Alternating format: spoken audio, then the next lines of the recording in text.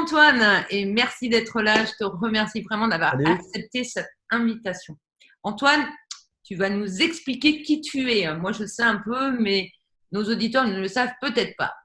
Je suis un papa heureux. C'est ça ma première phrase sur mes biographies. Un papa heureux. C'est ça le plus important au monde. Enfin, quand tu es papa, en tout cas. Si tu n'as pas d'enfant, ouais, c'est moins important. Mais papa heureux, ça fait longtemps que j'œuvre sur le web. J'étais anciennement un salarié pas heureux et je suis passé à un entrepreneur heureux. Et j'ai vite vu que j'étais pas à ma place avec un patron, des horaires et des trucs et des idées que je ne pouvais pas partager. Et je me suis mis à mon compte il y a longtemps maintenant. Il m'appelle le papy du web. J'ai 44 ans Oh, pourtant. c'est moi la mamie du web. C'est mon mari. Tu as 22 ans, toi, c'est pas pareil. Et du coup, j'ai 44 ans, ça fait 20 ans que je suis sur le web et j'ai eu quelques belles réussites. Alors, j'ai des beaux échecs, on en parlera peut-être aussi, même des échecs cuisants au passage. Dans mes quelques réussites, en tout cas, si on part par les réussites, j'ai écrit un livre qui était, je pense, aujourd'hui le livre le plus téléchargé de France. C'était un livre de séduction en 2000 et quelque chose.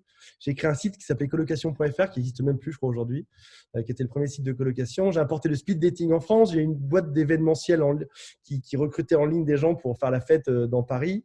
J'ai créé un site qui s'appelle je récupère mon ex.com qui permet aux gens de récupérer leur ex et Qui est d'avancer. toujours là, qui est Et toujours là. aujourd'hui, j'aide les entrepreneurs à avancer. Et puis demain, on verra où va la suite de l'histoire.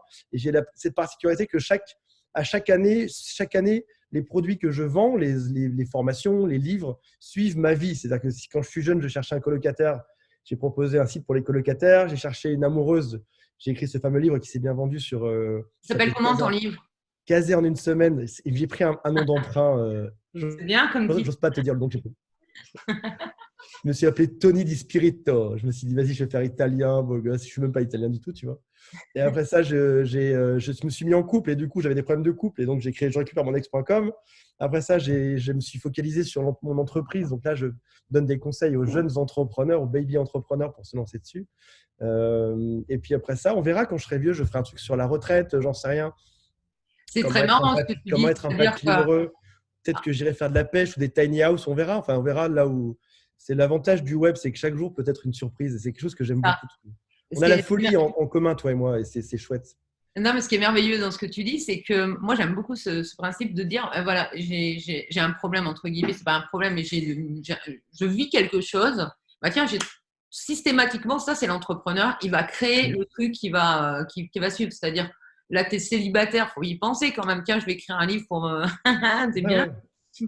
Ouais, ouais. Alors après, et c'est bien le succès. Je suppose que tu en vends encore, en fait, de ces bouquins, là aussi encore, de temps en Oui, temps. ça se vend à vie, ouais. Et puis c'est aussi, t'as aussi, alors c'est un type j'ai un profil que t'as aussi, je pense, et que beaucoup de gens, j'ai le profil de personne qui aime bien aussi, quand j'ai un problème, j'aime bien chercher à le résoudre.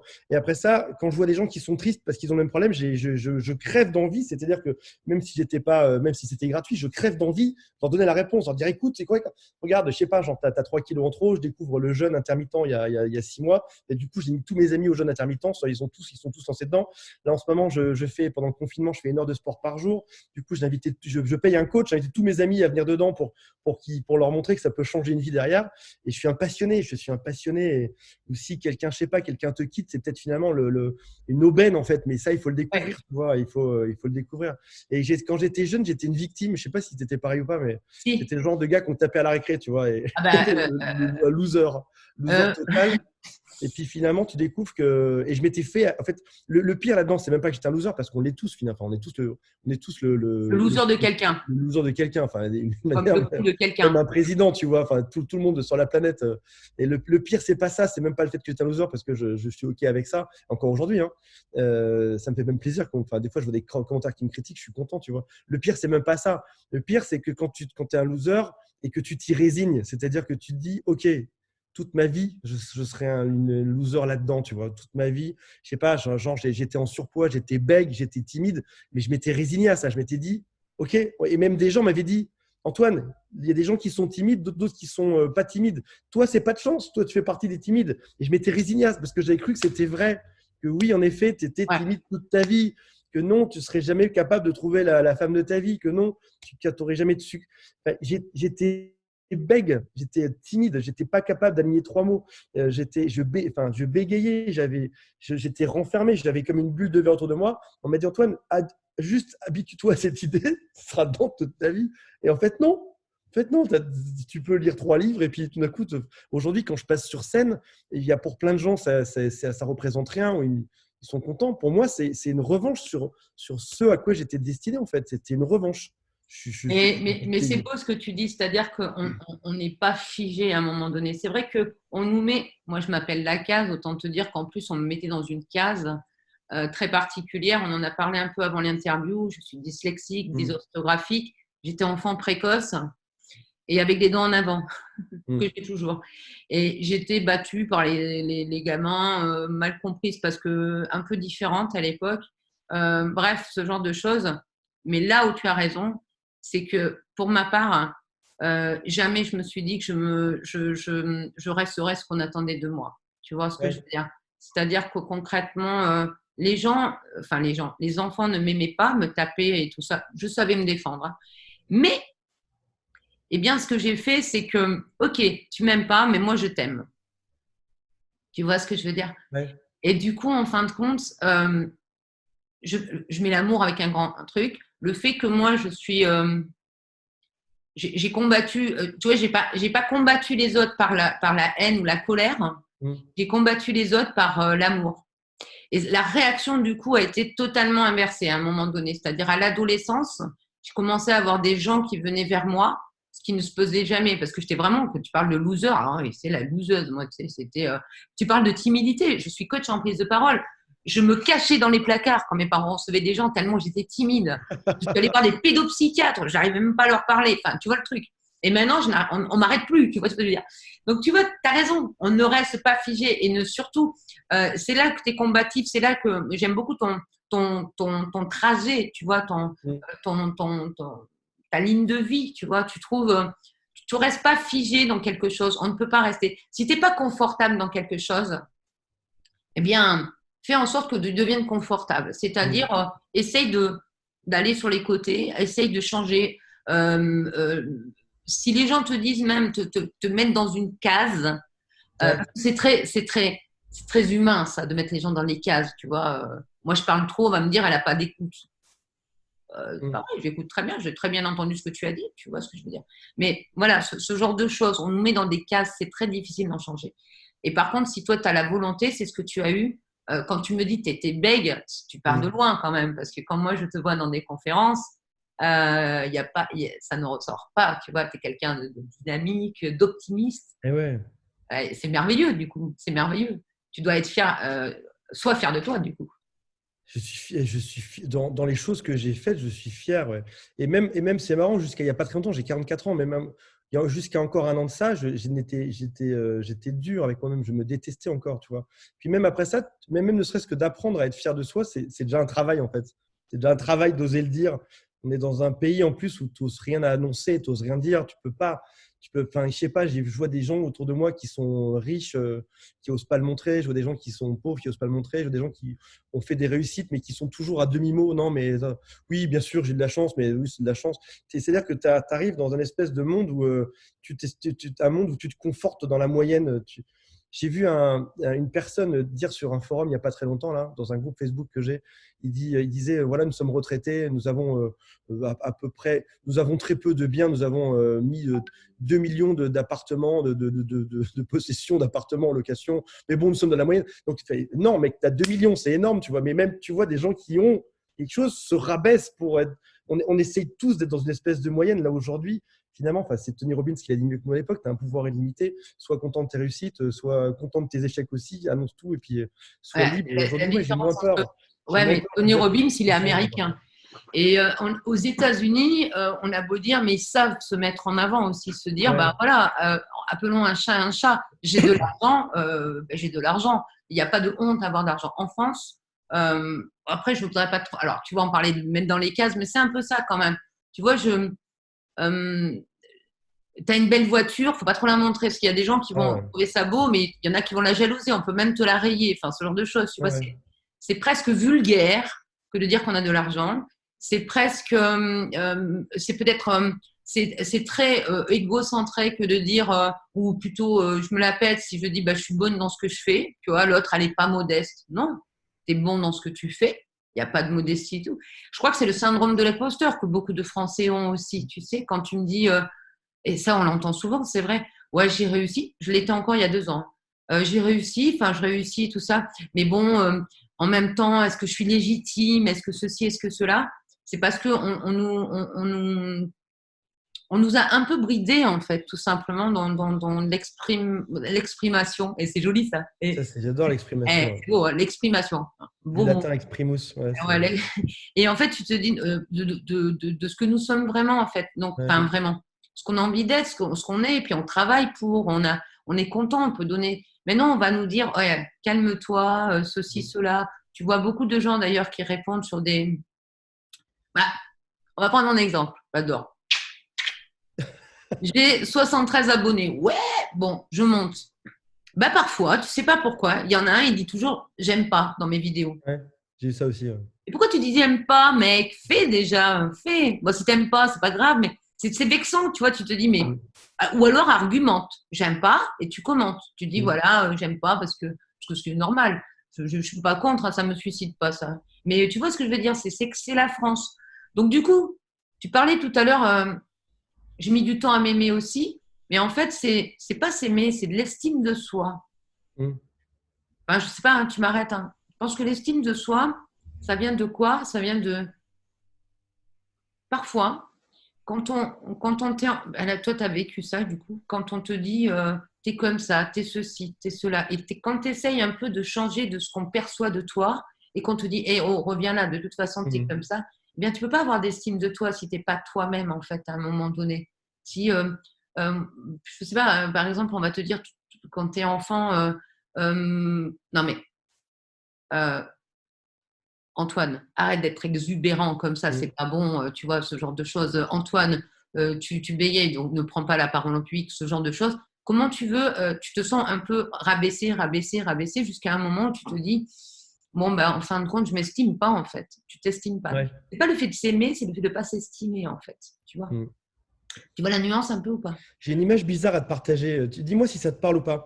J'ai eu l'impression toute ma vie qu'on voulait mettre sur des espèces de rails. Par exemple, ma famille m'a dit, à juste titre, ils m'ont dit fais des études, Antoine, trouve-toi un job dans une grosse société, ce sera peinard et tu auras un salaire. Et tout derrière, tout un système se met en place où tu as des études qui te mettent en place pour préparer des entretiens d'embauche, qui te mettent en place pour avoir un job, qui te mettent en place pour finalement être enfermé dans un système où tu bosses encore plus que jamais pour bosser pour le rêve de quelqu'un d'autre. Et j'ai toujours eu l'impression que sortir de ce rail-là était difficile. C'est-à-dire qu'au moment où j'ai voulu mettre à mon compte, ma mère m'a dit ne le fais pas, Antoine. Mon père m'a dit réfléchis bien. Mais des amis m'ont dit non, tu as déjà un job, ne pars pas, etc.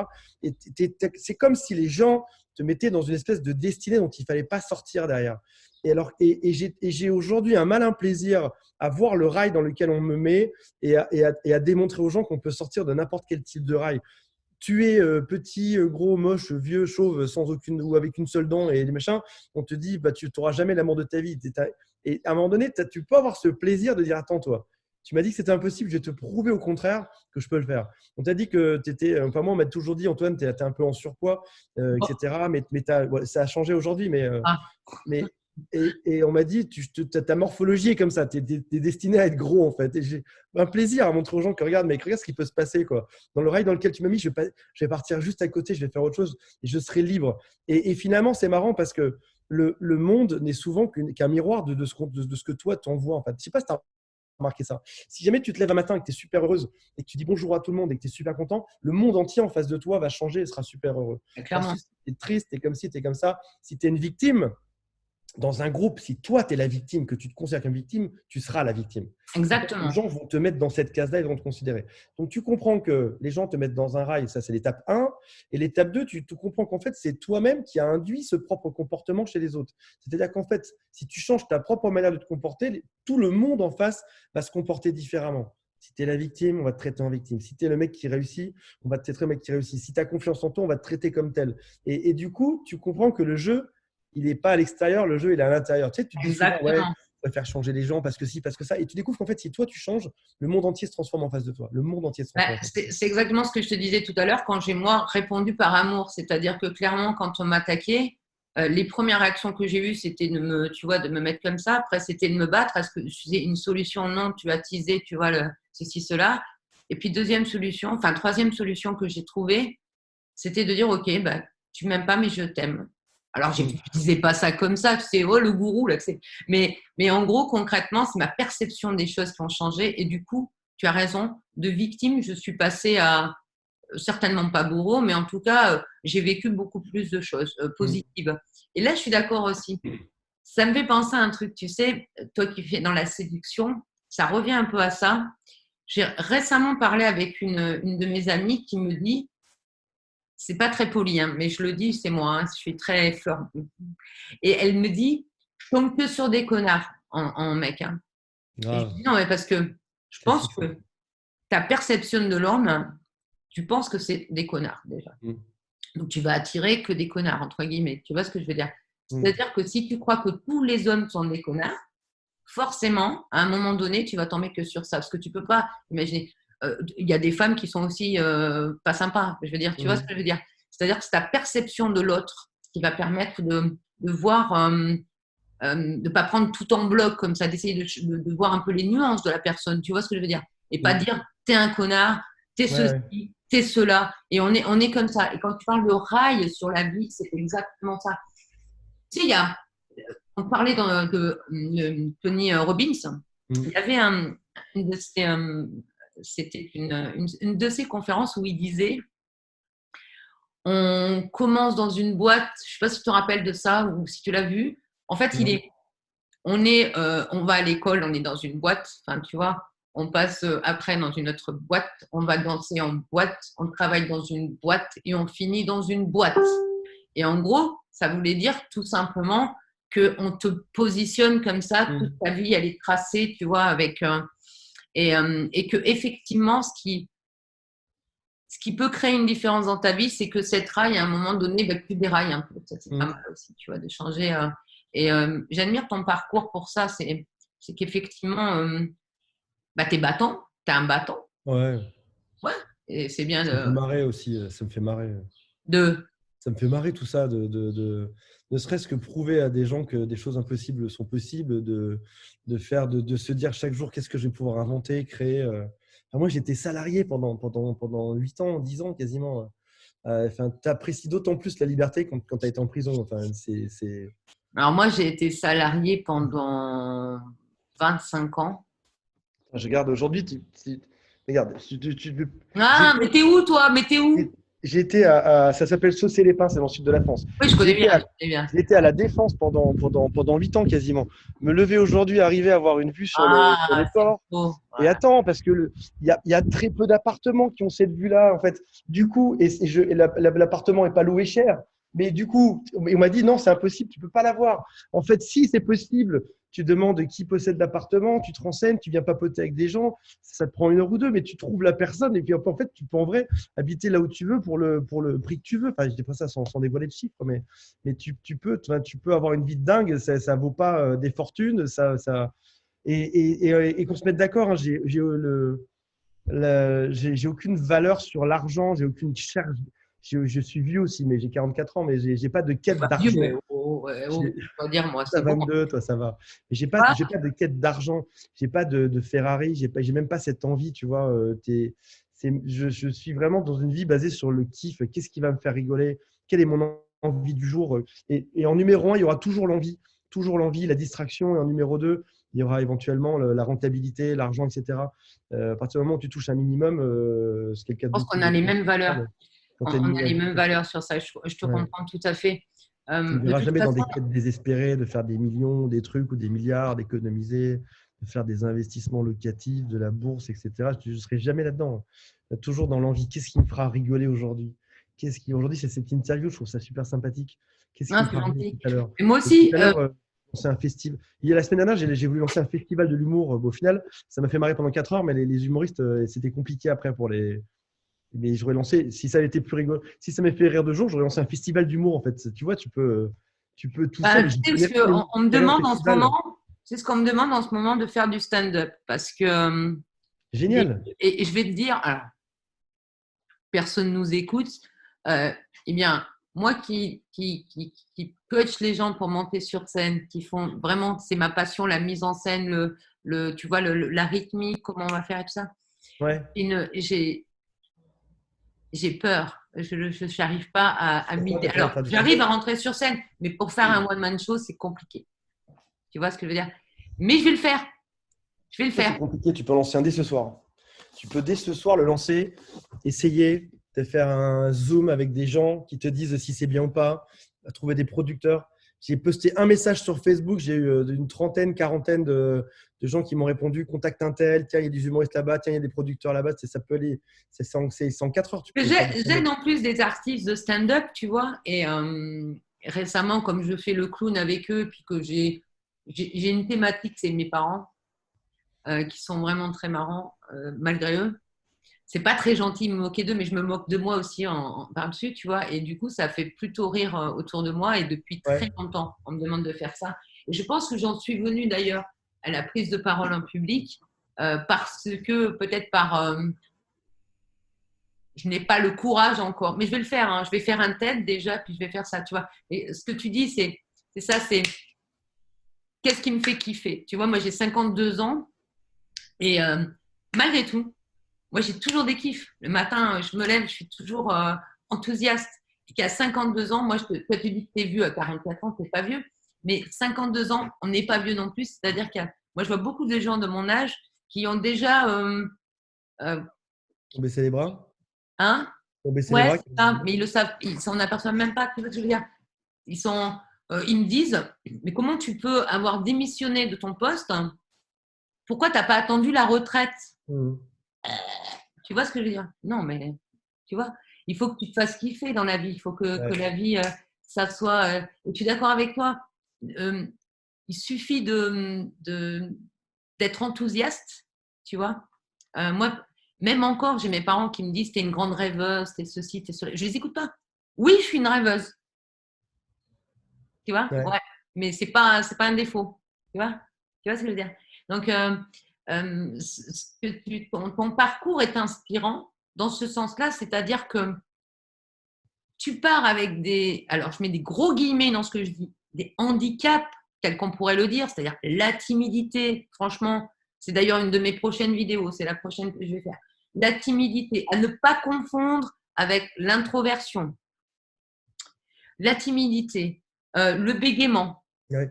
le fait que on te dise Antoine, tu seras toujours comme ça. Ouais. J'adore le prénom d'Antoine, ça aurait été le prénom de mon fils si Dieu lui avait donné. Et donc, comment te dire, tout ça, malgré ça, je pense même que c'est une force parce que le fait qu'on te dise ça, c'est peut-être grâce à ça que tu es devenu maintenant ce que tu es, tu vois. Parce que sinon, tu serais peut-être encore dans le conformisme qu'on attend de nous, c'est-à-dire dans un travail et pas heureux. Et Ouais. quand tu n'es pas heureux, qu'est-ce qui se passe?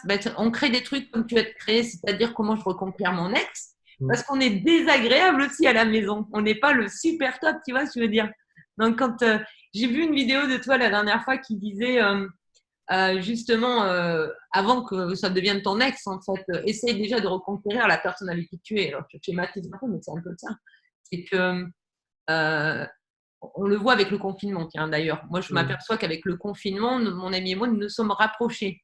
Et parce que le travail, qui était boulot dodo, enfin, tu vois, que mon ami vivait, c'était très pesant. Et du coup, ça permet de remettre, tu vois, le couple sur les rails. Justement, on en parlait.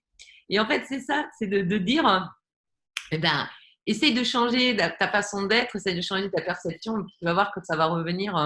Enfin, l'amour va revenir. Après tout, si Ouais. tu as aimé quelqu'un, c'est pas le fait de ne plus l'aimer, c'est ne pas. En fait, les personnes n'aiment pas la personne que tu es devenue. Tu vois ce que Mhm. je veux dire? Je sais pas si tu es d'accord avec moi sur ça. Tout à fait. Ouais. C'est-à-dire que on se laisse aller dans des trucs et puis on oublie l'essentiel en fait. Tu parlais tout Ouais. à l'heure d'argent. L'essentiel de l'argent, en fait, ce que tu amènes, c'est plutôt une liberté de pensée quelque part. Tu Mhm. vois. Voilà, tu as de quoi te faire vivre ta famille, tes amis, enfin pas tes amis, non, mais ta famille. Et, et du coup, l'idée, c'est que gagner de l'argent, mais c'est surtout si tu as un gros yacht et que tu es tout seul sur ton yacht, ça ne vaut rien, quoi. Je veux dire, si tu n'as pas les personnes qui sont ton socle, Ouais, tu vois, on est d'accord là-dessus, hein. c'est Tu me clair. parlais d'être un papa heureux. J'ai vu les Il y a une photos que étude tu qui avais dit faites, hein. il y a une étude qui dit que quand tu as une nouvelle voiture, ton bonheur n'est présent que pendant 19 jours en moyenne. C'est-à-dire que tu achètes une Lamborghini, une Ferrari ou une Lada à 3 francs 6 sous. J'ai rien contre Lada, mais ça veut dire que au bout de 19 jours, c'est pareil. En fait, tu pourrais rouler une brouette, l'effet Ah serait le ouais. même, tu vois. Et quand tu commences à comprendre ça, moi, ça a été très perturbant dans ma vie de commencer à comprendre que ce après quoi je courais n'était pas ce que je voulais au final. Et c'est perturbant parce que d'un coup, quand tu arrêtes de courir après ça, tu sais plus après quoi tu cours sur Terre. Et c'est là que tu en viens à courir après ton propre bonheur, en fait, à te kiffer ce que tu fais, à te kiffer toi-même, à te créer une vie plus heureuse. Quand tu découvres que c'est pas le matériel qui te rendra plus heureux derrière. C'est pas de Non, vieux aussi. non. D'autant que je pense que le matériel, c'est l'inverse, en fait. Tu mets ton intérêt là où il ne doit pas être. Mm. Sur j'récupère-mon-ex.com, une personne sur 5 se quitte à cause d'une maison trop grosse. C'est-à-dire Ah qu'en bon? fait, tu te dis quand tu es jeune, je vais m'acheter une grande maison, on sera heureux. Dans ta tête, tu as des images de bébés, de familles, de grosses maisons. Et quand tu y arrives, une grosse maison, ça veut dire du stress financier parce qu'il faut payer les traites, ça veut dire de l'entretien, ça veut dire des travaux, ça veut dire des charges foncières, ça veut dire tout un tas de choses. Un couple sur 5 se quitte à cause d'une trop grosse maison. Alors qu'aucun couple ne se quitte à cause d'une maison normale, en fait, à la base. Donc Ouais. tu cours après un truc qui finalement te mène à ta perte derrière. Mais quand tu comprends ça, quand tu sais qu'une personne sur 5 se quitte pour ça, pour une baraque, tu deviens fou. Tu te dis, mais en fait, c'est pas ça qu'il me fallait. Ce qu'il me fallait, c'était une vie normale, en fait. Et c'est ça que le bonheur. Puis peut-être mettre le même argent pour aller voyager, se balader ou kiffer sa vie ou aller au restaurant avec ses copains, tu vois.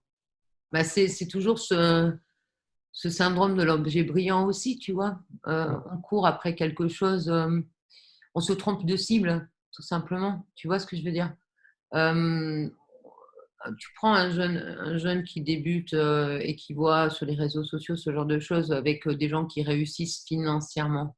Mm. On leur fait miroiter le miroir des alouettes. Je pense que à partir du moment où ils ont peut-être enfin réussi à avoir tous les biens matériels, ils vont s'apercevoir qu'effectivement, c'est pas so what, quoi. So what, qu'est-ce qui se passe après, tu vois, qu'est-ce qui se passe après.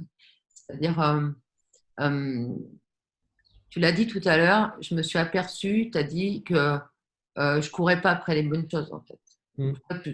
Ton bonheur, tu croyais qu'il était là, mais en fait, il était ailleurs, ton bonheur. Faut quand même un cheminement pour y arriver, je Mm. pense. Tu vois, il faut quand même essayer d'y atteindre. J'allais parler lyonnais, de l'y atteindre. Et l'y atteindre. Ouais, c'est lyonnais, ça, on met des Y partout. Et c'est pas bien. Et d'atteindre voilà, cet objectif. Mais en fait, on s'aperçoit. Alors moi, je suis une vieille maintenant. Donc j'ai eu beaucoup d'argent à une période, j'en ai perdu beaucoup. On parlera des échecs après. Et je me suis aperçue que j'ai jamais été aussi heureuse que maintenant, en fin de compte, tu Mm. vois. Et, parce que j'ai enfin dit fuck. Il a fallu du temps au monde de l'entreprise avec des gens qui me dictaient ce que j'avais à faire, euh, qui, qui étouffaient mon talent, Mm. qui étouffaient ma personnalité et du coup qui m'ont rendu malade. Enfin, non, je me suis rendue malade à cause de ça. Et du coup, tu vois, ces choses-là, c'est une course effrénée contre rien. Puis, enfin, moi, je m'aperçois maintenant que l'essentiel, je l'ai là. Tu vois, je suis très bien, j'arrive à vivre correctement. C'est marrant, cette espèce de grande course. On démarre de quelque part où on n'a rien quand on est jeune et on court quelque chose. Et on revient à la case départ. En fait, on se rend compte qu'on avait déjà tout en fait, autour de nous. En fait. Ouais. On avait déjà un toit, on avait déjà des amis, on avait déjà des trucs, on avait déjà l'essentiel, on l'avait. On arrête cette course permanente après un truc qui n'existe pas dans un monde où on te fait croire que avoir des plus grosses voitures, des grosses maisons, c'est ça qui va te rendre heureux dans la vie. Mais il faut le faire ce chemin. Je pense qu'il faut. Tu peux Ouais, pas démarrer et ne pas y aller. En fait, je pense que c'est important de ouais, le faire. c'est un De chemin. revenir, pour à la C'est un fin. chemin, je souhaite qu'on le fasse. Après, c'est un chemin pour certains qui vont continuer à courir, qui vont jamais revenir, qui vont jamais arriver à. Il y en a, ça sera toujours une course effrénée pour atteindre toujours plus d'argent et tout ça, pour arriver, tu vois, tu parlais tout à l'heure d'immobilier, de ceci, de cela. Ils vont être constamment en train de cumuler, enfin, les choses et tout. Mm. Tout le monde n'a pas ce cheminement non plus. C'est-à-dire, tout le monde n'a pas ce cheminement de dire, ok, so what, j'ai tout ça et voilà. Certains vont refaire leur vie en disant, en ayant une plus jolie fille, ce genre de choses. J'ai vécu ça, ce genre de choses, mais en fin de compte, tu t'aperçois qu'ils n'ont pas ce cheminement de se remettre en question ou de voir ce qui est beau autour d'eux, de voir la simplicité des choses. En ce moment, on est dans un confinement. Ouais. Et je ne sais pas si tu as remarqué, mais ce qui manque le plus à l'être humain ici, ça n'est pas. D'ailleurs, si tu as une belle bagnole, bah, tu ne vas pas pouvoir t'en servir plus que. Tu as la Black Card, c'est pareil, hein, voilà. Par contre, ce qui manque, je pense, c'est vraiment le contact physique avec les gens. Le contact, voir des gens, leur parler, tu vois, ce genre de choses. Ça c'est gratuit. Hein. Tu vois ce que je veux dire? Ça, c'est gratuit. On n'a pas besoin d'argent. Tu peux parler à. Moi, ça m'a rapproché de tous mes voisins, par exemple. Tu vois, c'est des choses, c'est des choses qui ne demandent pas d'argent, en fait. Tu vois. Tu parlais tout à l'heure, on parle de tes succès. Est-ce que tu as eu des échecs dans ta vie, toi? Pour 9 échecs, j'ai un succès en moyenne. Sur 10, j'ai 9 échecs et un succès. C'est une C'est bien. statistique à peu près, qui se tient à peu près. Sur 10 projets que je lance, il y en a un qui marchera. Donc, je récupère mon ex.com a été lancé en même temps que 9 autres, que 9 autres projets. Ouais, c'est le seul qui a marché à l'époque. Et Alors, tu les lances en même temps, en fait. En gros, tu essayes de d'éparpiller un peu, de voir un peu comment ça marche et puis de conserver celui qui fonctionne. ça Comment ça ressemble se un passe? peu à quand tu fais des plantations dans ton jardin, tu fais des boutures ou des machins où tu vas planter 9-10 graines et puis tu en as une qui va partir dessus. Ça ressemble à ça. Et c'est marrant parce qu'étant jeune, je considérais un échec comme une remise en question de mon intelligence, de mon ego, de qui j'étais, de pourquoi je suis un loser, etc. Puis une fois que tu sais que sur 10, tu en as 9 qui échouent, tu fais bah, tant mieux. Enfin, on Mm. essaye, on voit ce qui se passe. Ouais, ouais, c'est exactement ça. Donc, en gros, enfin, c'est exactement ça. Je pense que je le dis souvent moi aussi, c'est essaye, essaye, essaye, tente, refais, retravaille, ce genre de choses parce que bon, soit tu as un succès immédiat et tant mieux, soit si vraiment tu veux arriver à quelque chose, ben, il faut essayer, il faut se remettre au travail, il faut essayer d'autres idées, d'autres choses. Enfin, à un moment donné, il y a quelque chose qui sortira, comme tu dis, avec les boutures. Il y aura certainement quelque chose qui, si tu donnais un conseil à alors je dis un jeune entrepreneur, hein, dans le jeune, c'est pas une question d'âge, qu'est-ce que tu donnerais comme conseil? Quelle est la principale chose que tu pourrais donner en conseil? La chose la plus importante qui m'a Ouais. fallu des siècles avant de comprendre et que je répète régulièrement, c'est de demander des conseils. C'est marrant, j'ai été élevé moi comme un bonhomme, en fait, comme un petit garçon. Mes sœurs, quand elles pleuraient, on les prenait dans les bras. Moi, quand je pleurais, on me disait ah, mais t'es pas une fillette quand même, etc. T'es pas Mm. une chochotte. Et on m'a appris, Antoine, trouve tes réponses tout seul, bats-toi. Alors, c'est peut-être un conseil pour les garçons, pour les hommes plutôt que ce que je vais vous donner. On verra. Et du coup, on m'a toujours appris que si jamais je demandais de l'aide, j'étais moins fort. Si jamais j'osais demander aux autres des conseils, ça veut dire que j'étais nul. Et j'ai appris avec le temps qu'en fait, ceux qui réussissent demandent de l'aide, demandent des conseils, sont entourés. Le président de la République, quand il écrit un discours, c'est même pas lui qui l'écrit en fait, c'est quelqu'un d'autre qui l'écrit. Et c'est genre officiel, enfin, tout le monde sait qui l'a écrit. Quand il se présente, enfin, il a des conseillers. Donc, apprendre à un moment donné à demander des choses aux autres. Et si tu sais demander, si tu sais formuler des demandes, les gens te donnent des réponses qui sont Ouais. géniales en fait. Mais il faut se mettre dans cette démarche d'oser demander. Je sais pas, tu veux lancer un site web, enfin, tu as des outils par exemple comme Facebook où tu peux tout simplement demander, voilà, coucou les amis, je veux lancer un site web, qui me recommandez-vous, par qui je peux passer? Tu as des gens qui vont t'aider gratuitement, tu as des gens qui vont te demander 5 euros, tu en as aussi qui vont te demander 5 millions, mais tu auras ton choix derrière, ne serait-ce que pour choisir, tu peux même demander de l'aide pour choisir le bon prestataire. Et il y a des gens qui sont ravis de te renseigner, de te Oui. guider. Les gens sont gentils à la base quand même. Il y a des fous, mais les gens sont gentils et sont prêts à t'aider. Et dans tout ce que je fais aujourd'hui, je demande toujours conseil. C'est-à-dire que quelle que soit la chose que je fais, je demande toujours la conseil à une ou deux personnes. Après ça, il se peut aussi que les gens se trompent, hein, mais je demande toujours conseil et ça m'aide à avancer. Donc ouais, demande des conseils autour de toi, soit par des amis, soit par des gens sur Facebook. Mais après ça, tu peux aussi prendre des conseils dans des livres, sur des vidéos YouTube. Tu peux aussi prendre un coach comme ce que je fais. Tu peux aussi prendre un psychologue. Enfin, il y a des entrepreneurs ou des trucs qui vont héberger ton entreprise, des pépinières d'entreprise qui vont t'aider. Mais demande, ne te lance pas tout seul. Le pire erreur, c'est de faire ce que moi j'ai fait pendant des années. C'est le syndrome de la grotte. tu te mets tout seul dans ta grotte pendant un an, tu crées ton projet, tu te peaufines, etc. Puis au moment où tu sors de ta grotte avec ton projet dans la main, tu le présentes, mais personne n'en veut en fait. Et tu as Mhm. perdu un an à créer un truc dont personne ne voulait, qui ne sert à rien en fait. J'ai fait le même problème. Hein. Ouais. Et des fois, c'est juste que tu n'étais pas à côté, en fait. Et en demandant des conseils, tu as peut-être déjà, tu es un peu dans l'interaction, tu es un peu dans le truc, tu es un peu plus agile parce que tu vas être moins dans ta grotte, tu vas un peu plus être dans la. Enfin, moi, par exemple, la semaine dernière, là, en toute franchise, je n'en avais pas parlé en ligne, j'ai lancé un produit sur la confiance en soi. Et c'est un. J'étais chercher des articles américains, je fais une espèce de patchwork de 2-3 paragraphes que j'ai trouvé qui étaient intéressants. J'ai collé le tout sur une page, j'ai mis un bouton acheter ici, c'était à 10 euros. J'ai pas créé le produit, j'ai fait la page en exactement 6 minutes, montre en main. J'ai mis 20 balles de pub, j'ai regardé si, est-ce qu'il y aurait des ventes. J'ai remboursé les gens qui ont acheté.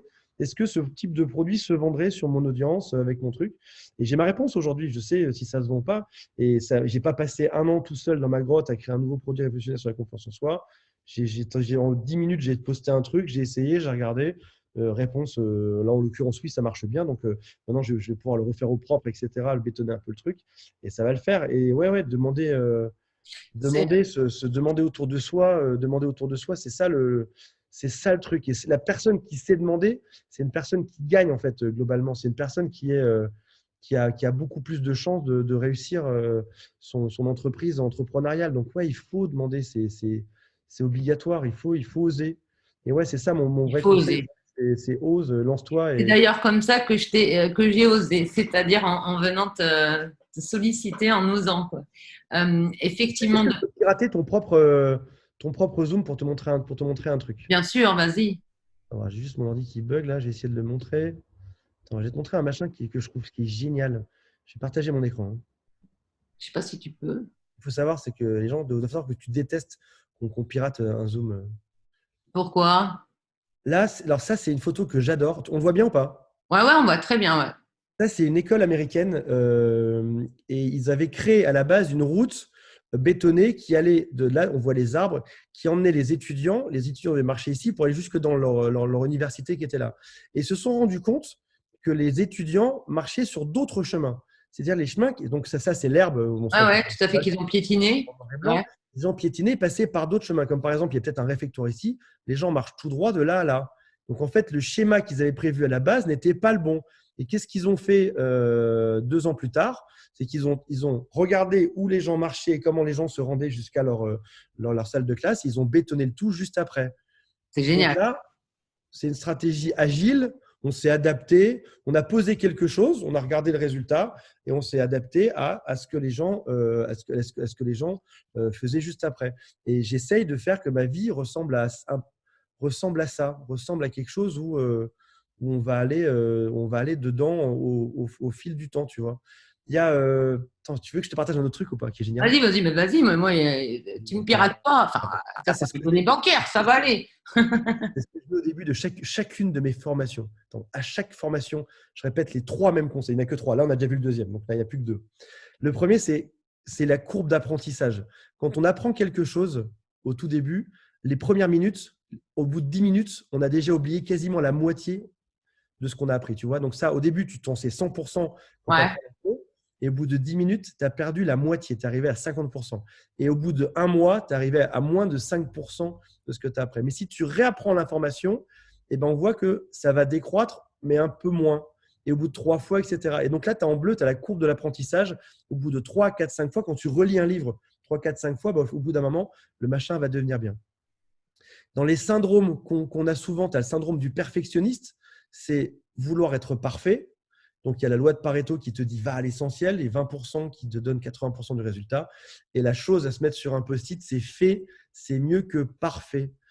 Après ça, tu as le deuxième syndrome, donc perfectionniste, ce syndrome de l'imposteur, ne pas se sentir légitime. Donc, c'est de se demander est-ce que je dois être un expert dans mon domaine pour partager avec d'autres ce que je sais? La réponse est non, tu es déjà expert pour 99% de la population.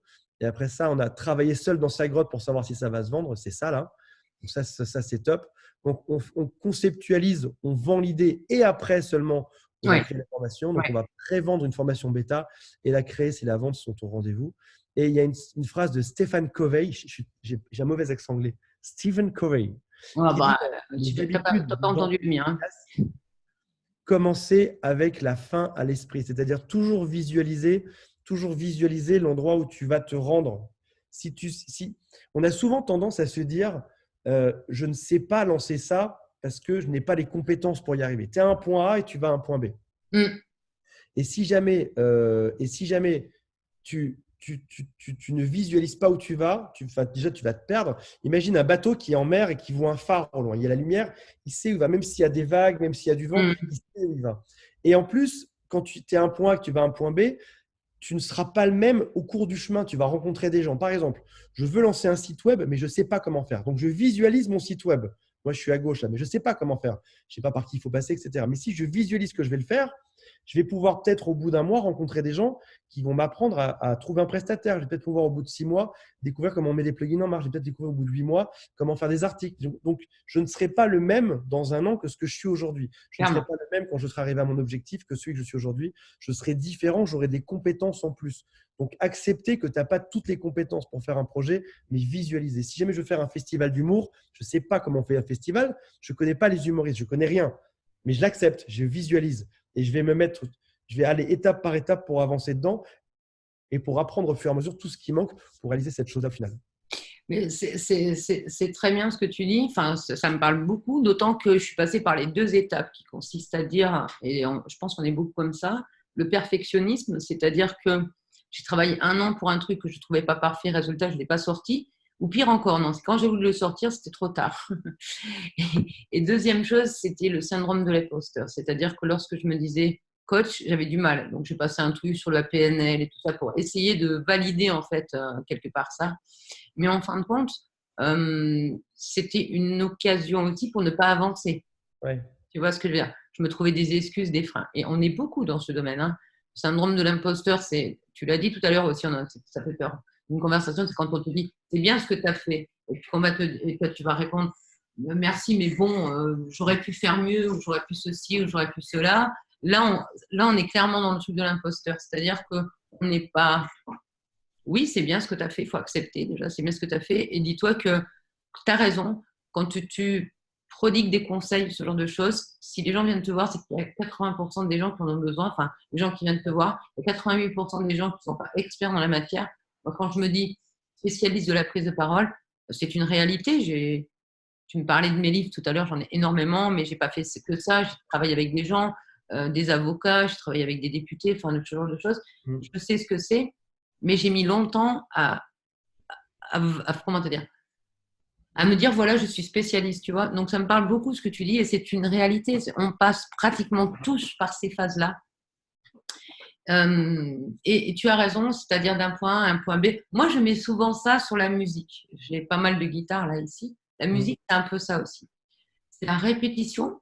C'est au début, si tu fais 3 trucs et tu arrives, et puis pendant 1 mois, tu vas rien faire, mais c'est pareil, tu auras tout oublié. Ton cerveau va oublier aussi la gestuelle et tout ça. Enfin, tu vois, tout ce genre. C'est la répétition, répétition, répétition qui va faire la chose. Là où je te rejoins aussi, c'est sur les bouquins. Les bouquins, ce qui est intéressant à faire aussi, c'est que même les livres que tu as lus il y a quelques années, je Mm. conseille aux gens de relire le livre. Par exemple, 1 an, 2 ans après, 3 ans. Parce que tu as évolué et ta perception parfois du livre, enfin, tu vois, Ouais. ce que tu t'en ressors est un peu différent. Il y a des livres, moi, par exemple, qui m'ont bouleversée dans ma vie. Et 5 ans après, je les ai relus et je me disais, bah, je suis plus en phase, tu vois, ce genre de choses. Ou inversement, il y avait des livres que j'avais peut-être pas compris entièrement la subtilité. Le fait de les relire, là, ça imprègne vraiment beaucoup plus, tu vois, ce genre de choses. C'est la répétition. Et là, tu me dis, c'est bien ce que tu dis, c'est-à-dire, en gros, quand tu fais une formation, tu l'as fait, tu l'as refait, tu l'as refait, tu l'as refait, pour Mm. arriver à être imprégné. C'est quelque chose que je fais d'ailleurs, donc je le ferai. C'est important ce que tu dis, ça c'est vraiment important, on le mettra bien en valeur. C'est vrai que se former, c'est primordial pour l'être humain. Enfin, si tu veux évoluer, avancer, il faut te former, il faut demander des conseils. Et tu as raison de dire que allez, 80% des gens à qui tu vas demander des conseils vont y répondre gentiment. Et c'est très surprenant d'ailleurs. Mais je pense que c'est très surprenant parce que on imagine l'inverse au début. Tu vois, tu te dis, voilà. Et là où je suis pas d'accord avec toi quand même sur un point, Ah, j'aime bien quand tu n'es pas d'accord. Voilà. C'est que, en fait, Exactement. c'est pas la guerre entre les hommes et les femmes. Mais je suis d'accord qu'avec toi sur un point, c'est que l'homme, on va lui dire, tu es comme ça, tu n'es pas une fillette et tout ça et tout ça. La fille, c'est complètement l'inverse. C'est très paralysant aussi. C'est-à-dire que si la fille sort un peu du conformisme, c'était mon cas, on va lui dire, tu es un garçon manqué. Tu vois ce Ah, que je veux dire? C'est-à-dire, ça n'est plus une fille, c'est un garçon manqué. Tu comprends? C'est-à-dire que la fille, quand elle essaye, par exemple, de montrer un peu plus d'assurance, de montrer un peu plus de personnalité, surtout à mon époque, hein, peut-être que ça a changé, mais je parle de ça il y a 40 et quelques années, eh bien, on va dire, c'est un garçon, on va dire, il est vif, il est ceci, il est cela, tu vois, il est battant et tout. Une fille, on va dire, c'est un garçon manqué. Et ça veut dire quoi? Ça veut dire qu'on te retire le statut de fille, tu vois ce que je veux dire? Et que quelque part, sois belle et tais-toi, ou alors si en plus t'es pas belle, mais tais-toi, quoi. En gros, c'est tu fais dans le conformisme, tu vois ce que je veux dire? ouais. Et c'est aussi dur pour une femme à ce niveau-là.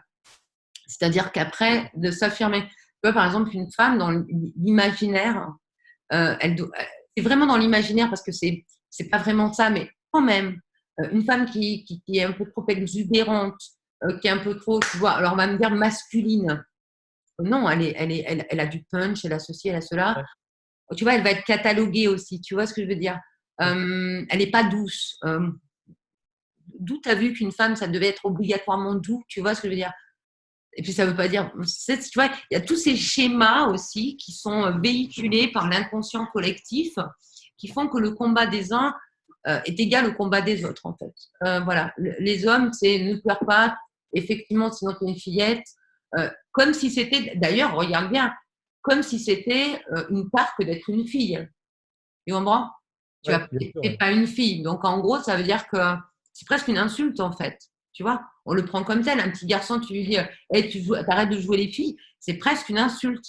Ouais. Et tu vois ce que je veux dire dans l'imaginaire? Donc, ça veut dire que moi, par exemple, quand je sollicite des femmes et tout ça, je vois vraiment qu'il y a, qu'il faut, par exemple, si tu n'as pas d'enfant, une femme qui n'a pas d'enfant, est-ce que c'est vraiment une femme? On me l'a déjà sorti, tu vois. Tu n'essayes pas de savoir son vécu et tout ça. Tu dis, ouais, mais tu n'es pas une femme, en gros. Tu imagines, ça va Ouais. loin, tu vois. Un homme, il profite de la vie, il veut pas d'enfant. Tu comprends tout ça. Donc voilà, c'est ce que je On est voulais on dire. est dans des cases, mais c'est ça, hein. On est Ouais. dans des cases et il faut éprouver, il faut un plaisir à s'en sortir. C'est un plaisir de s'en sortir et de dire surtout, ça fait la force que toi tu as maintenant parce que tu es sorti des cases. Mm. Moi, je m'appelle la case, donc c'est encore plus dur d'y sortir, tu vois. Et de dire fuck, quoi, fuck, tu vois, fuck. Je suis comme je suis, tu vois. C'est intéressant, ça. Écoute, on analyse là, tes formations comme tu fais. Tu fais bien de dire, là, tu as lancé un truc, donc si je compris sur la confiance en soi et tout ça pour voir si ça Ouais. marche. Parce que c'est un peu comme moi je fais pas mal de e-commerce aussi, c'est-à-dire qu'au début on lance un produit, on regarde un peu si ça Ouais, marche, si ça marche bien on va mettre la sauce. Mais en gros c'est ça ce qu'il faut faire aussi. Si on est sur le web entrepreneur, infopreneur et tout ça, on essaye des petites choses et on regarde si ça fonctionne. Mm. Je suis ravie d'avoir pu converser avec toi alors que tu vois tu es au soleil avec la mer près de toi. Tellement beau. Hein? C'est C'est tellement tellement beau. bon, ouais, je te comprends. Je dois prendre ton petit déjeuner le matin face à la mer, c'est une très bonne. Tu as le droit de descendre, toi, de marcher près de la mer, enfin du port. Il n'y a pas le droit, non, il n'y a pas le droit. Bon, tu as la vue déjà, c'est pas mal. Et comment te dire, comment tu le vis ce confinement, toi, ça va? Ça a été un. Mais maintenant, je peux en parler parce on arrive à la deuxième partie là où il y a il y a moins de gens qui sont présents. Donc là, on peut se dire les secrets. Je me rapproche un peu de la caméra aussi. Ça a été un. J'ai pas le Covid, hein, mais Bah, tu pourrais, ça a mais été, pour moi, ça a été une révélation. Ça a été la chose la plus, je crois, la plus gigantesque. Enfin, pas la plus gigantesque, ce serait exagéré, mais ça a été une révélation. Ça a été une transformation. Je te fais l'histoire courte. En fait, j'étais dans une vie avant où je bossais beaucoup. Je bossais, je sais pas, entre 8 heures et 15 heures par jour. Et je me mettais beaucoup de projets, beaucoup de trucs à faire. Je voyais beaucoup de gens, je voyageais beaucoup aussi. Et tout d'un coup, avec le confinement, tout d'un coup, tu te rends compte que déjà, tu dois réduire ton nombre d'interactions sociales. Tu dois aussi réduire certains projets qui nécessitaient d'être en présentiel. Tu repenses un peu ton planning, etc. Et tout d'un coup, tu te rends compte qu'en fait, tu courais après des choses où tu cherchais à occuper du temps dans ta vie, mais que finalement, en faisant que 20%, à la loi Pareto, hein, en faisant que 20%, le machin marche tout aussi bien. Tu voyages moins, mais tu es tout autant heureux. Tu vois 20%, beaucoup moins de gens qu'avant, tu es toujours aussi heureux. Tu réduis ton nombre de projets, tu es plus heureux. Et du coup, tu diminues tout ce que tu faisais pour faire seulement l'essentiel. Et tu te rends compte que, enfin, moi, en tout cas, je me suis rendu compte que je remplissais ma vie de choses qui ne me servaient pas. Et du coup, je les ai effacées de ma vie, en fait, ces choses-là. Comme des gens, par exemple, je sais pas, enfin, le confinement, tu vois aussi vite qui prend soin de toi ou pas, qui t'appelle ou pas, enfin, tu vois aussi un peu qui sont tes vrais amis, tu vois. Tu vois quel est ton vrai business, qui sont tes vrais amis, qui tient à toi. Enfin, ils se comptent peut-être sur la dos d'une main ceux qui t'ont appelé pour savoir comment t'allais, si tu étais heureux ou si tu étais triste. Il y en a eu peu, tu vois. Et du coup, tu te ressens sur l'essentiel. Et tout d'un coup, tu te retrouves avec finalement du temps libre. Enfin, moi, en tout cas, c'est ce qui s'est passé. Je me retrouve avec du temps libre à Merveilleux, ça. réfléchir et à réaliser aussi que finalement, j'avais probablement perdu de vue ce qui était essentiel pour moi dans la vie et que j'avais gaspillé du temps à m'occuper sur des choses qui n'étaient pas primordiales. Et quand tu te retrouves d'un coup avec du temps libre, à pas savoir quoi en faire, enfin Netflix, au bout d'un moment, tu en as fait le tour, tes projets web, tu en as fait le tour aussi, tes amis, tu en as fait le tour, tu te retrouves tout seul à rien faire. Et attends, c'est parce que la révélation elle arrive après, pour l'instant, c'est juste du constat. Tu te retrouves tout seul à rien faire seul avec toi-même. Alors, tu vas sur ton téléphone. Encore une fois, tu perds ton temps. Tu fais des jeux, tu regardes les news, mais tu perds ton temps. Tu te retrouves seul à ne rien avoir à faire, à te demander ce que tu fous sur Terre. Alors, attends, je vais te dire un truc, ça pourrait être vu, ce que je vais te dire, comme quelque chose de très dépressif et suicidaire, mais Non, c'est on le dit. quelque chose de positif. Ça finit par un truc positif. Tu en viens à te dire que tu n'as rien à faire et que tu dois occuper ta vie quelque part jusqu'à ta mort, en fait. C'est-à-dire quoi faire quand tu n'as rien à faire? Quoi faire quand tu es assis sous un arbre et que finalement tu as assez pour vivre? Enfin, je sais pas, en France, je crois que c'est 3 700 euros dans un couple. Si tu touches 3 700 euros, enfin, tu as assez pour vivre et tu es heureux, en fait. Au-delà de ce salaire, tu n'as même pas de bonheur en plus. Et tu te retrouves à te dire, qu'est-ce qu'il faut faire dans ma vie? Comment je vais pouvoir passer le temps jusqu'à la mort? Qu'est-ce que je vais pouvoir faire? Et attends, j'ai regardé des études là-dessus. Il s'avère que les millennials, donc ceux qui sont nés après 2000, ont le même problème. C'est-à-dire que c'est des gens qui sont moins carriéristes. C'est une étude qui a été faite il y a 3 semaines. Ouais, tu Les vois. millennials sont moins carriéristes parce qu'ils ont compris bien avant nous, les anciens, que finalement, dans une vie, on va avoir en moyenne 9 jobs, 9 emplois.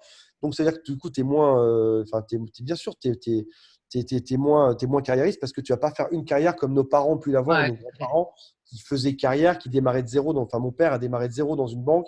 Il avait le sol. À la fin, il est devenu directeur d'un machin. Enfin, tu vois, il a fait toute sa carrière. Donc, oui, tu étais carriériste. Aujourd'hui, ça n'a même plus de sens. C'est les millennials, c'est aussi des gens qui ont remarqué que finalement, on pouvait moins travailler. C'est marrant parce que nous, on a toujours prôné le travail dur, etc. Et j'ai regardé, il y a 2 siècles de ça, on estimait qu'on vivait à peu près 700 000 heures dans une vie et qu'il fallait y dédier la moitié de sa vie, donc 350 000 heures, au travail pour avoir une vie décente, c'est-à-dire avoir un toit, avoir à bouffer, quoi. C'était ça le truc. La moitié de sa vie.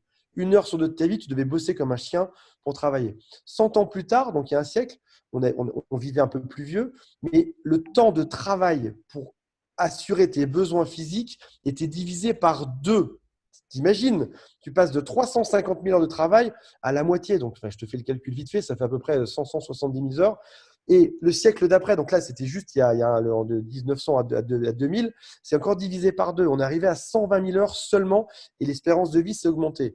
Et là, on estime qu'on va passer à 80 000 heures ou 60 000 heures. Donc, c'est-à-dire qu'en fait, les millennials, les jeunes, ont compris avant nous que on aurait moins besoin de travailler. Et du coup, dans l'ordre de priorité, ils mettent d'abord avoir un sens à leur travail, Ouais. puis tout à la fin, au bout de 7-8 critères, l'argent. Parce qu'ils ont aussi compris qu'on aurait moins besoin de tout ça. C'est-à-dire que de manière. Alors, après ça, on s'entend, et j'entends des gens qui vont me dire oui, mais Antoine, les gens qui sont pauvres, etc. Oui, enfin, je te parle d'une moyenne. On Ah fait oui, une bien moyenne sûr, pour bien la sûr. France, tu vois, bien sûr. Il y en a qui sont bien On va au-dessus. pas faire le cas par cas, ouais. Moyenne. C'est-à-dire on va avoir besoin de moins travailler. C'est-à-dire que même dans un siècle, on peut imaginer qu'on aura encore moins besoin de travailler globalement, peut-être 40 000 heures seulement dans une vie ou 30 000, etc.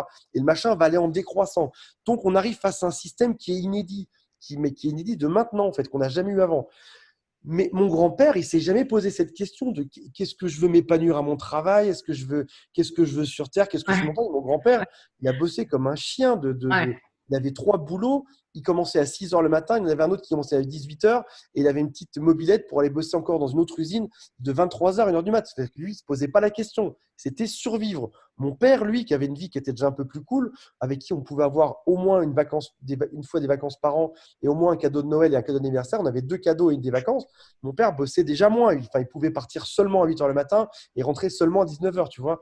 Et là, on arrive dans un monde où finalement, on a la chance de se poser cette question, c'est à quoi je sers sur Terre, qu'est-ce qui me fait plaisir et dans quoi je vais. Mais c'est une question qui est inédite en fait.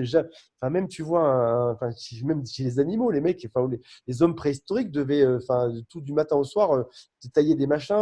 Oui, oui, clairement. Ouais, ouais, ouais.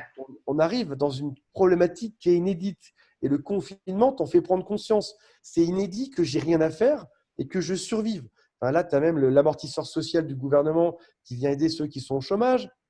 Alors, après ça, on est d'accord, c'est la catastrophe. Le taux de chômage a été multiplié, etc. Mais ça reste catastrophique. Mais tu as quand même des choses qui font que tu peux, même pendant 2 mois, ne pas travailler pour certains et te dire, t'inquiète, il y aura du chômage, ça va bien se passer, j'en prends après. Et ça passe. Mais on arrive quand même dans une situation où on est aux prémices d'un nouveau monde.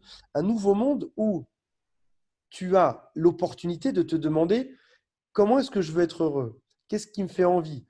Qu'est-ce qui va m'occuper? Etc. Qui sont des préoccupations totalement nouvelles. Et on a cette chance. Et les jeunes l'ont déjà compris. Ils sont déjà dans Ouais, ce truc-là. ouais, Les c'est mecs, incroyable. moi, je suis encore dans l'empreinte de mes parents, grands-parents qui m'ont appris Antoine bosse comme un chien. C'est ça le secret de la réussite, etc. Ce qui est faux. Si on bossait comme un chien, qu'on était heureux, les mineurs qui sont dans les mines et qui se tuent seraient les plus heureux du monde, ce qui est probablement pas le cas, tu vois. Donc, c'est pas vrai. On arrive à l'aube d'un nouveau monde, un monde où il faut penser sa vie différemment. Un monde où on ne s'est jamais posé cette question. Et je pense qu'il est. Moi, je me la pose depuis quelques jours quand j'ai vu ces statistiques. Je me pose cette question, c'est quel est le sens que je dois donner à tout ça? Et je ne peux pas juste m'occuper devant un jeu vidéo jusqu'à la fin de ma vie, tu vois. Machin n'est pas pensable, tu vois. Mais quel est le C'est sens pour que le je donne à tout jeu. ça? Et donc, du coup, j'ai fait un exercice qui est très simple sur mon téléphone, c'est que j'ai marqué quelles étaient les choses qui me faisaient vraiment plaisir. Donc, je vais te les lire si tu veux. Quelles Ah sont bah les oui, je veux choses. bien. J'arrête d'essayer d'occuper mon temps, faire des choses qui ne servent à rien, des projets qui mènent à nulle part ou des trucs. Quelles sont les choses qui me font vraiment plaisir? Donc, c'est un exercice que je te recommande de faire aussi au passage. J'en ai parlé. Alors, c'est marrant parce que tu remarqueras quelque chose aussi, c'est que quand tu te poses une question, quand elle est bien définie, tu obtiens la réponse dans les 24 heures. C'est-à-dire que toi, tu as des idées, mais quand tu vas en parler à des gens, tu as plein de phrases que ton cerveau, tu disais tout à l'heure qu'on a une perception différente quand on relit un livre. Tu as plein de phrases que tu vas entendre qui tu vas faire, ah oui, c'est vrai, j'adore ça. Je te le lis. J'adore rencontrer. Il s'avère que je ne cours pas après l'argent, je crois. Il s'avère que j'adore rencontrer des amis. C'est un truc que j'adore faire. C'est ce fait, je Moi suis aussi. fait pour ça, rencontrer des amis. Génial, j'ai une piste. Numéro 2, j'adore des destinations qui sont connotées vacances. Typiquement, aller à la mer, aller dans je sais pas, même je sais pas, genre en Amérique, au Mexique, des endroits dans des Ah ouais, je destinations. comprends bien. Pareil. J'habite dans un port, voilà, c'est un petit port dans le sud de la France. C'est plutôt touristique, donc j'adore ça. Les amis, les voyages dans les destinations de vacances. J'ai un ami qui m'a dit, moi, c'est pas les destinations de vacances, moi, c'est des destinations qui me font kiffer. Par exemple, des trucs qui le font kiffer. Moi, c'est les vacances. Bref. Euh, je suis en vacances tous les jours. J'aime bien l'idée d'être en vacances tous les jours. J'ai une vie riche de sens, riche de rencontrer des gens, par exemple, qui sont riches de sens. Par exemple, des gens qui vont te faire réfléchir, qui vont te faire penser. Ça, je trouve ça riche, tu vois. Ça peut être un maçon, ça peut être un chef d'entreprise, ça peut Oui, être un tout mec à qui fait. a Ouais. 40, ça peut être ta voisine qui est infirmière, des gens qui ont une pensée riche. Et j'ai aussi un truc sur la liberté. J'aime bien être libre. Donc là, j'ai noté ça et il s'avère que toutes les 2 heures, on me dit un truc, j'ai une nouvelle idée, je vais le rajouter, je vais le trier et je vais repenser ma vie de cette manière, de manière à plus ce serait atroce t'occuper jusqu'à la fin de ta vie sans avoir rien à faire et versus tout d'un coup trouver du sens et te mettre dedans. Et du coup, tu peux réinventer ta vie une fois que tu as fait ça, une fois que tu as fait ce point-là grâce au confinement. Tu peux te réinventer totalement. C'est-à-dire que tu as cette opportunité de te dire qu'est-ce que je vais en faire de tout ça. Et par exemple, admettons, je sais pas, j'ai n'importe quoi, tu fais du e-commerce, c'est chouette, tu peux le faire de chez toi, dans un bureau, etc. Maintenant, si dans tes valeurs de vie, c'est rencontrer des gens, peut-être qu'il faut se mettre dans des endroits où tu as l'opportunité de rencontrer des gens. Si toi, c'est plutôt la montagne, tu as peut-être l'opportunité de te dire, tiens, l'e-commerce, je peux le faire dans la montagne aussi. Et c'est peut-être en famille, c'est peut-être l'occasion aussi que tes cousins, enfants, frères, sœurs, mères, grands-parents bossent avec toi. Enfin, tu peux Mm. réunir tes valeurs de manière à ce que tu fais soit relié à tes valeurs, quoi que ce soit. Même si tu es maçon, enfin, tu peux aussi être maçon dans des destinations de vacances, tu vois, au Partout, Portugal, hein, j'en sais rien, tu tu vois, peux ou être à passant Disneyland, hein. partout, hein. Ça se demande partout. Moi, ça me fait penser à la liste de vie que j'avais écrite. Ça s'appelle la liste de ma vie, que j'avais créée il y a 25 ans à peu près, où je mettais les choses que je voulais faire avant de mourir. Alors, j'étais optimiste, tu sais, je me mettais une longue vie. Ouais, Et puis, il s'est passé un accident de vie dans ma vie, on va dire, il y a à peu près 8 ans. Et en fait, je me suis aperçue en relisant la liste de ma vie qu'elle avait totalement changé, en fait. Du coup, ça m'a fait ce dont tu parles, c'est-à-dire qu'est-ce que j'aime faire. Du coup, c'est plus la liste de ma vie qui, en fait, la plupart de la liste de ma vie, c'était quand même pas mal de choses matérielles, tu vois, ou des ouais, choses, enfin, voilà. Enfin, c'était assez bizarre d'ailleurs. Et du coup, quand j'ai refait, j'ai un peu fait ce que tu as fait, c'est-à-dire, je ne l'ai pas écrit, mais en tout cas, je connais mes priorités, ça rejoint un peu toi, c'est-à-dire les destinations de vacances, c'est exactement ça. Les endroits qui pourraient me plaire, j'adore être avec des gens alors que je choisis. Donc, tu vois, c'est pareil aussi, on a un peu les mêmes choses. Et je pense que tu as raison, le confinement nous fait réfléchir, en fait, nous fait réfléchir. Alors, je l'espère pour tout le monde. Et j'espère que, en tout cas pour moi, et je veux dire, certainement pour toi, du coup, il y a des choses que je mets en place qui étaient différentes avant le confinement. c'est Je suis en sûr. train de repenser tout, en fait. Je suis en Il y aura train de un avant et repenser un pas mal après, de c'est choses. sûr. Ouais, mais je comprends ce que tu dis. Ouais, ouais. Parenthèse de vie qui est incroyable pour se recentrer, pour se redéfinir. Et on peut aussi vivre comme un zombie, hein. On peut aussi s'anesthésier le cerveau à base de jeux vidéo ou de séries télé d'occupations qui servent à rien. On peut s'anesthésier. Enfin, tu vois, la plupart des gens qui sont. Je dis ça, je critique pas, je suis très jeux vidéo aussi, mais des fois, je me perds dans des jeux vidéo pour m'anesthésier le cerveau et arrêter de penser à d'autres choses pour oublier. Mais quand tu arrives à trouver une distance par rapport à ça, à retrouver une vie qui est pleine de sens, de toute façon, il y a des indicateurs, hein. Plus tu es devant ta télé. Et encore une fois, je suis le premier à. Je suis le premier Ça me à. fait penser à la vidéo que j'ai mise ce matin en ligne. C'est exactement ça. C'est-à-dire, je disais ça exactement. Je disais, c'est exactement ça. Je parle de Netflix et de la vidéo et tout ça. Enfin, en fait, ce que je dis, c'est les mythes de la motivation. Du Mm. style, sois toi-même. Et je dis, mais non, parce que si tu es un crétin, ne reste pas toi-même, en fait.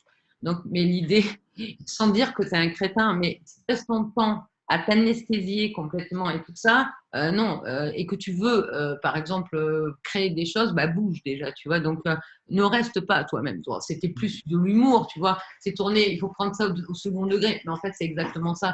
C'est-à-dire qu'on s'anesthésie pour ne pas penser, pour ne pas être confronté à nous-mêmes aussi. Ouais. Parce que c'est ça, hein, souvent, c'est pas être confronté à nous-mêmes, à nos. Ça, on parlait tout à l'heure de la souffrance qu'on peut avoir à travailler. Nous, on a la chance maintenant d'être nos propres patrons, nos propres leaders.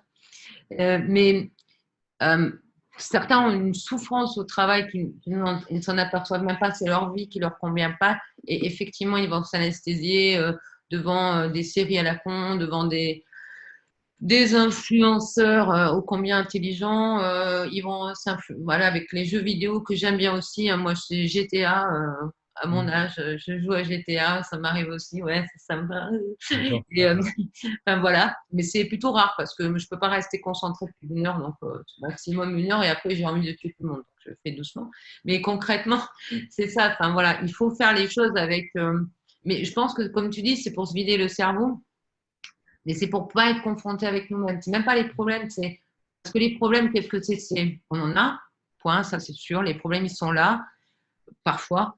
Mais c'est comment nous, on réagit face à eux, tu vois. Et des Ouais. fois, quand même, c'est trop dur, qu'on ne sait pas comment réagir, ben, on va se bloquer et on va se mettre dans d'autres artifices. Alors parfois, c'est même de l'alcool ou des choses comme ça, d'ailleurs. Mais sans parler d'artifices de drogue, enfin d'addiction, eh bien, on a cette télévision, on a ce monde un peu qui nous aseptise. Mais voilà, j'espère que les gens vont entendre ce que tu dis et c'est bien, tu as raison. Euh, Repense ta vie, elle est super déjà, mais tu me parlais tout à l'heure d'être un papa heureux. Alors, combien t'as d'enfants? Deux. Bon, eh bien, sois un père. Et que Euh, on va couper le moule après, il y a plus de production. C'est bon. Deux. Il n'y en a que deux. C'est bon. C'est bien deux déjà. C'est un garçon et une fille, c'est deux garçons. Ouais, bon, C'est écoute, c'est ça. un peu sur les choix du roi, c'est parfait. On est six, alors voilà. Ouais, mon père a travaillé beaucoup, ma mère aussi. Du coup, du coup, tu vois, c'est important, voilà, de donner à ton enfance et à tes enfants du temps, Ouais. tu vois. Ils grandissent et après, c'est comme ça. Je vais te poser quelques petites questions. J'aime bien finir mes interviews par ça. Si tu avais une devise, mon doudou, ce serait quoi? Est-ce que tu en as une Euh, déjà? on en a une qui est mise partout dans les bureaux, sur les mugs, partout. C'est fait est mieux que parfait. Et Ah, on le je met l'ai vu. partout. Il y a une autre jolie phrase qui ressemble un peu à ça, qui dit qu'à la fin de la journée, celui qui a gagné, c'est celui qui a mis en ligne. Et pose des choses, publie, pose des choses.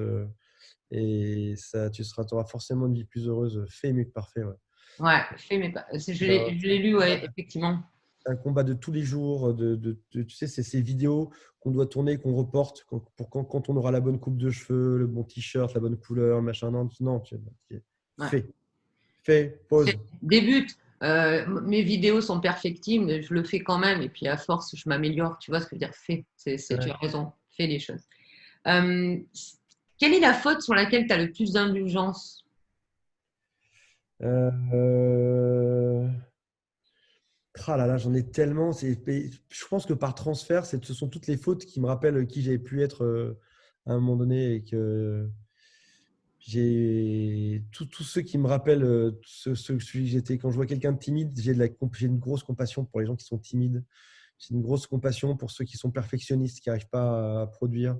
J'ai une grosse compassion pour ceux qui sont résignés par leur vie et qui disent que ça ne changera jamais. Pour tous ceux par quoi je suis passé, j'ai de la compassion. Tu as de la compassion. C'est quelque chose de beau. Est-ce que tu détestes quelque chose le plus au monde? C'est quoi? Hier, on m'a répondu la Ça, c'est un choucroute. souci dans ma vie aujourd'hui, c'est que j'arrive à être en paix avec moi et avec beaucoup d'autres choses autour de moi, et j'arrive plus. Mais en fait, c'est chiant. Ma réponse va être chiante, je te préviens. En fait, tu vas dire non, c'est Mais chiant. non, non, mais il n'y a pas de réponse chiante. J'en Enfin, parlais avec je Jean-Pierre couperai. à l'instant. Juste Je avant que tu couperai. t'appelles, j'en parlais avec Jean Rivière au téléphone à l'instant là. Et tu sais que une manière d'exister, c'est d'être en lutte avec quelque chose, c'est d'être en rébellion, c'est d'être fâché après quelque chose. Et il y a aussi des théories qui disent que si jamais tu luttes contre quelque chose, tu existes. Un exemple très simple, si jamais deux équipes de foot combattent l'une contre l'autre, le jeu devient intéressant parce qu'il y a du combat et on ne sait pas qui va gagner. Tu vois, par exemple, je sais pas, si jamais au contraire tu mets le PSG, donc j'y connais rien en foot, mais donc Non, PSG face à une équipe de 20e division, fin fond de la France, et qui passe au travers et qui gagne tous les buts, c'est pas intéressant. Donc tu existes parce que tu luttes. Et j'arrive dans un problème que je dois résoudre, et donc j'en parle depuis 2 jours, mais je vais trouver ma réponse. J'en parle depuis 2 jours, c'est que je suis plus en lutte contre ce qui m'arrive en face de moi. J'accueille, par exemple, il y a eu un podcast il y a quelques jours d'un mec un peu influent qui dit, il ne me cite pas nominativement dedans, il me dit ceux qui proposent aux gens de récupérer leur ex, parce que un de mes sites s'appelle Je récupère mon ex, ouais. c'est des charlatans, c'est des voleurs. Et, et même ça, je devrais être fâché. C'est marrant. Et les gens vont se dire ouais, mais fais quelque chose, machin. Je dis non, en fait, je suis content. En fait, je suis même content que les gens aient un avis. En fait, je suis content que tu sois pour, contre. Enfin, Ouais. on entame la discussion. Existe. Il y a des limites. Si jamais tu deviens insultant, enfin, tu vois que ces gens, ouais, je sais pas, pisse-lui dessus, détruis-le, tu tues sa femme, lâche, ok, lâche en rébellion. Et si maintenant tu as un avis qui est construit sur quelque chose, c'est génial. C'est l'occasion de discuter, de progresser, de confronter les avis et d'en parler. Je trouve ça chouette en fait. Et puis aussi, je sais aussi avec l'âge que, tu sais, je prenais les critiques de manière très dure et très personnelle quand j'étais jeune. Je sais pas, tu me disais Antoine, t'es trop comme ci, trop comme ça. Tout d'un coup, je me remettais en question, je me détestais, etc. Aujourd'hui, quand quelqu'un me critique, déjà, j'accueille cette critique parce que génial, c'est l'occasion de progresser. Si jamais la critique est vraie, juste et justifiée, elle n'est pas justifiée, mais je la mets de côté. Et peut-être un exemple de critique. Tu me dis Antoine, on va prendre l'exemple de tout à l'heure. Tu me dis Antoine, si tu as un site qui s'appelle Je récupère mon ex, c'est de l'arnaque. Dans ce cas, je me pose la question. Je me dis, est-ce que la personne dit ça parce que c'est vrai, donc une possibilité. Deuxième question, est-ce qu'il connaît vraiment ce que je propose? Parce qu'en vrai, sur le site Récupère mon ex, on propose de se récupérer soi-même. Oui, j'ai bien compris. J'ai Éventuellement, regardé. numéro 2, de récupérer son ex. Donc déjà, est-ce qu'il connaît mon site ou pas? C'est une autre question. Est-ce que son jugement vient d'une généralité qui est partagée par la planète, ou est-ce que ça vient d'une histoire à lui où il s'est fait jeter 3 fois par son ex, et dans ce cas-là, de manière naturelle, vu que lui n'a pas réussi, il veut avertir les autres, et c'est bien, tu vois. Enfin, oui, en effet, si toi-même, ton expérience, c'est que 3 fois, tu t'es fait jeter et tu le préviens, ben, c'est normal de dire ça. Enfin, c'est même logique, en fait. Mais dans ce cas-là, c'est logique, mais c'est logique pour lui, en fait, peut-être pas pour le reste du monde. Tu vois. Et donc, dans ce cas-là, tu viens, t'accueilles ça, et puis c'est l'occasion d'en discuter, et puis de faire changer. Puis si ça se trouve, moi, je vais changer d'avis, je vais couper mon site, ou si ça se trouve, lui, il va changer d'avis, ou si ça se trouve, enfin, le débat, enfin, on est français, donc on aime débattre, donc c'est chouette. Donc moi, je suis content que les gens pensent différemment de moi. J'encourage les gens à la fin de mes vidéos, je dis, dites-moi le contraire, dites-moi ce qui est nul, dites-moi ce que vous pensez. J'ai hâte de vous lire, j'ai hâte qu'on en parle ensemble. Les Anglais sont très bons aussi là-dedans. Les Anglais adorent débattre. Ouais. J'ai un ami juif qui me dit, on a un dicton chez les juifs, c'est que si jamais tu mets 2 juifs dans une salle, il y aura 3 opinions à la fin. Il y aura les autres opinions finalement. J'adore débattre. J'ai la Bible de l'humour juif là derrière, et il y a des blagues un peu de ce genre, c'est très C'est pas moi qui le dis, c'est lui. Je sais pas comment ça se fait. Il existe un livre qui s'appelle La Bible de l'humour juif, et c'est très marrant, c'est que des trucs un peu comme ça où, tu vois, donc, du coup, j'ai du mal à détester des choses. Il y a juste la haine froide et pure et débile, c'est-à-dire la haine injustifiée où tu tues quelqu'un, mais tu n'as même pas d'argument. C'est juste. Ouais. Tu n'as même pas de truc. Ouais, ça, je ne supporte pas. Puis je crois que, tu vois, des critiques aujourd'hui, si j'avais écouté tout ce qu'on m'avait conseillé de faire ou tout ce qu'on m'avait dit sur moi, je ne serais jamais arrivé pas, en fait. Puis c'est peut-être même une force, en fait. J'adore. C'est une force. J'adore qu'on me déteste, j'adore qu'on me contredise, j'adore ça parce que on m'a dit Antoine, tu seras en surpoids toute ta vie. En fait, non, tu vois, c'est génial en fait. Ah non, t'es loin d'être en L'occasion surpoids. de prouver l'inverse, tu vois. Et inversement, moi, on m'appelait Skeletor, et regarde ce que je suis devenue. Voilà, t'es parfaite. J'ai grossi. Je déteste plus, mais du coup, c'est que quand tu détestes plus, tu existes moins parce que tu as un message de bonheur. Tu te rapproches plus de Gandhi que de youtubeurs qui détestent. Tu sais, il y a des youtubeurs qui. Excuse-moi, j'ai un gros truc qui se Il y a des jeunes qui vivent dans le fait d'être toujours en conflit contre quelque chose. On dit que les enfants existent parce qu'ils pleurent. Un enfant, quand il a faim, il pleure, donc c'est un drame, il pleure et du coup, il n'est pas content. C'est ça qui fait qu'on s'occupe de lui et qu'on lui donne son biberon. Et la plupart des jeunes sur YouTube qui marchent bien, c'est des gens qui vont détester plein de choses en fait et qui vont crier, c'est un drame, c'est la catastrophe, etc. Mais il y a quelque chose d'enfantin à ça, tu vois. Ouais, je fais tout à fait. Ça. Puis quand tu vieillis, tu détestes moins parce qu'en fait, tu comprends que tu as moins besoin qu'on te regarde, tu as moins besoin d'attention. En fait. Il y a quelque chose d'enfantin à chercher d'attention en permanence. On est moins dans l'ego, on est moins dans du coup, il y a un problème dans l'histoire. Parce que si je veux qu'on m'écoute, je dois être en drame contre quelque chose. Donc, il faut que je déteste quelqu'un. Il faut que je bosse sur le fait de détester quelque chose. Eh ben alors voilà, donc tu vois, je t'ai posé une question, ça veut dire qu'aujourd'hui, tu vas imaginer de détester. Alors, je déteste Carole Lacaze. Voilà. Et je vais mettre toute ma détestation sur elle. Et je vous jure que ça vient aller. Fais parler de moi, vas-y, tant mieux. Déteste-moi, haïs-moi. Non, l'idée, je comprends. C'est-à-dire qu'il faut avoir des combats. Je te rejoins ici. C'est-à-dire, c'est très bien ce que tu dis. C'est-à-dire qu'en vieillissant, alors soit on devient aigri, c'est un peu dommage. Et au contraire, je trouve qu'on devient, quand on parle le mot sagesse, je pense que c'est là la sagesse. C'est-à-dire qu'on devient plus tolérant, plus compatissant, parce que nous aussi, on a fait des erreurs, parce que nous aussi, on est des êtres humains, donc forcément pas parfaits, voilà, tout simplement. Et ce genre de choses a fait qu'à un moment donné, on est beaucoup plus tolérant pour tout le monde, en fait. Sauf… Tu m'as donné ma réponse. Tu vois, le fait d'en parler, j'ai trouvé ma réponse. En fait, ce qu'il faut, c'est pas détester, c'est avoir un combat. Un guerrier qui partait en combat contre un pays ou pas, finalement, il déteste pas les gens qui sont morts. C'est juste que son combat, son objectif, c'est ça. En fait, c'est fin comme différence, mais tu as un combat. C'est une lutte contre, ça peut être une lutte contre des idées, une lutte contre ou une envie d'arriver à un combat pour atteindre un objectif, un sommet, un truc, tu vois. Moi, mon combat sur Terre, c'est de faire que… Je sais pas. Je n'ai pas. Si, mais les Miss France, privé, quoi. Comment? Comme les Miss France, mon combat, c'est que tout le monde s'aime, tout le monde soit Mais heureux. voilà, qu'il n'y ait plus de guerre sur Terre et qu'on soit tous. Voilà, moi, je n'aime pas la guerre et les enfants tapés, tout ça. Voilà, c'est normal en fait. Enfin, j'espère. Bon, mais écoute, mon doudou, je te remercie de Grand cette plaisir. discussion. On est obligé de couper parce que ben, après, ben, ça sera trop long. Eh bien, je te fais un gros J'aimerais bien bisou. savoir qui est arrivé jusqu'au bout. Est-ce que vous pouvez écrire éléphant rouge en description de la vidéo? Éléphant rouge. Comme ça, on saura qui est arrivé jusqu'au Ah, bout de la c'est pas bête vidéo. ça. Éléphant rouge. Pour ceux qui Éléphant ne rouge. savent Comme pas ça, ce moi, qu'est un éléphant, c'est un truc avec une trompe et rouge. éléphant Là, rouge. Rouge. Pour une dyslexique, c'est pas mal quand même. Pas vu la vie. Et au revoir. Bye.